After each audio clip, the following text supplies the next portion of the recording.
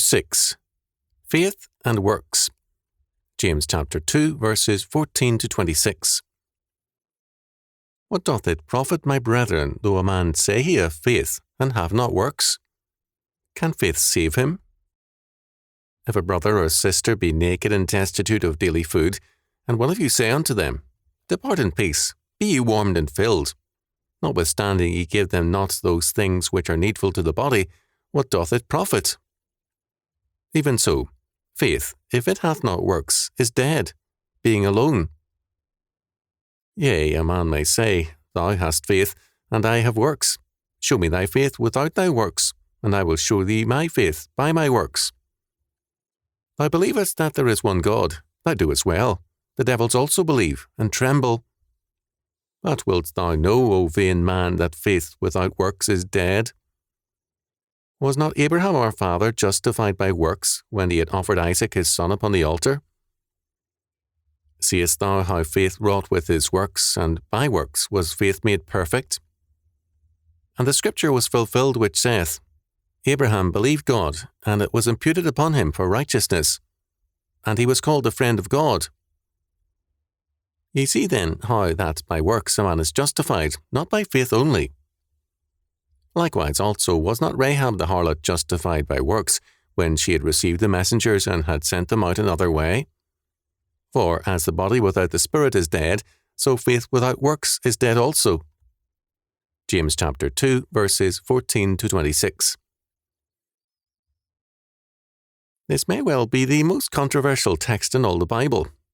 Many avoid James's epistle because they will not face up to this text.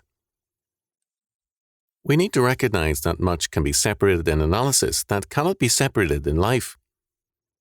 We can, and of necessity do, analyze the human respiratory system and the circulatory system separately, but neither can exist without the other.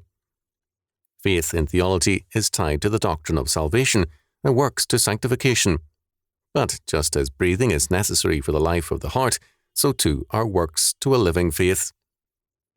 This is why James can say, Ye see then how that by works a man is justified, and not by faith only. Verse 24. Those who would separate faith and works can only do so theologically, and they should do so, but in life the two are inseparable. To take a theological distinction and assume that in life what is an otherwise valid and necessary difference is a radical separation of one from the other is to confuse dissection with life. James confronts us with this fact. What doth it profit, my brethren, though a man say he hath faith and hath not works? Can faith save him? Verse 14. Can a man live with a heart only, and not lungs? James then uses a very practical illustration of the interconnection of faith and works. Given the need for charity in the Jerusalem Christian synagogue, and like churches elsewhere, his example is both blunt and real. If a fellow believer is naked and hungry, and we simply say, Depart in peace, be ye warmed and filled, or we will pray for you, and nothing more, what good is all this? Such a professed faith having no works is dead. It is dead because faith cannot stand alone. It manifests itself in works. Verses 15 to 17. James is not anti-theology. What he is against is the separation of theology from life, the reduction of faith to easy believism, and the negation of action as the expression of faith. Neither valid faith nor valid works can be separated one from another. How can any man demonstrate a valid faith without works? Faith is shown by works. Verse 18. Simple belief saves no man. Thou believest that there is one God. Thou doest well. The devils also believe, and tremble. Verse 19. A more blunt and telling statement of the case cannot be imagined. Those in hell, beginning with the very devils, believe that God is. The knowledge makes them tremble, but it does not save them. But wilt thou know, O vain man, that faith without works is dead? Verse 20. Such a man is called vain by James. The word is kenos, meaning empty, foolish, senseless, purposeless. It is highly uncomplimentary. James does not dignify the position as one of valid dissent. It is a fool's opinion. Then, in verses 21 to 24, James turns to Abraham, the covenant father, revered alike by Jews and Christians. He says, without qualification, that Abraham was justified by works when he had offered Isaac his son upon the altar. Verse 21. The reality of Abraham's faith was manifested in his readiness to obey God, even to binding Isaac to the altar. Genesis chapter 22, verse 9. God waited until Abraham's faith was shown by his works before he delivered Isaac. James continues, Seest thou how faith wrought with his works, and by works was faith made perfect? Verse 22. Literally, James says, faith worked with his works. Faith became works, a realization of itself. Faith expressed itself or revealed itself in works. There is an essential connection between the two.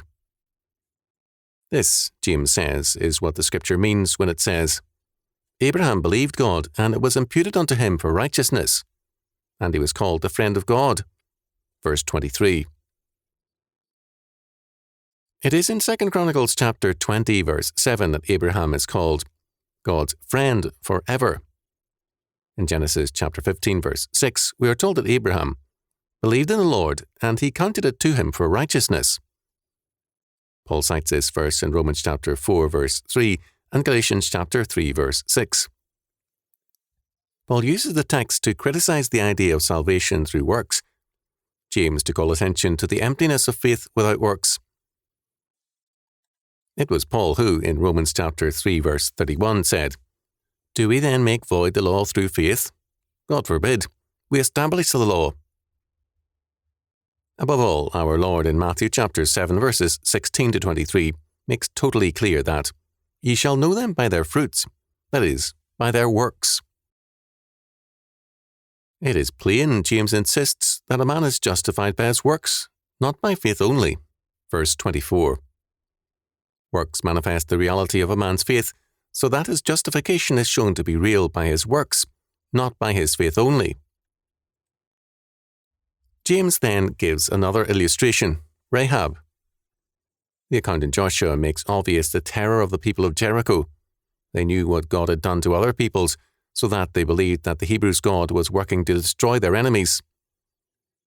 Only Rahab acted on that faith. Her works alone show the reality of her faith. Hence, James says, she was justified by her works. That is, her justification was manifested in her works. Very clear in all that James has to say is that both faith and works have reference to God and to his law. The Council of Trent related faith to assent to the Church, and too many Protestant groups have in practice tended to do the same. Both faith and works must be seen as essentially a trust in and obedience to God and his inscriptured word. James concludes with another blunt statement. For, as the body without the spirit is dead, so faith without works is dead also. Verse 26. James does not say it is weak, but rather that it is dead. Here again, as in the Sermon on the Mount, and all the Gospels and Epistles, we are told how to judge righteous judgment. John chapter 7, verse 24. There are many who follow ancient Greek thinking to say that we cannot know a man's heart, and therefore cannot judge him, whereas our Lord says plainly, By their fruits ye shall know them. Matthew chapter 7, verse 20. Works are faith in action, faith made manifest.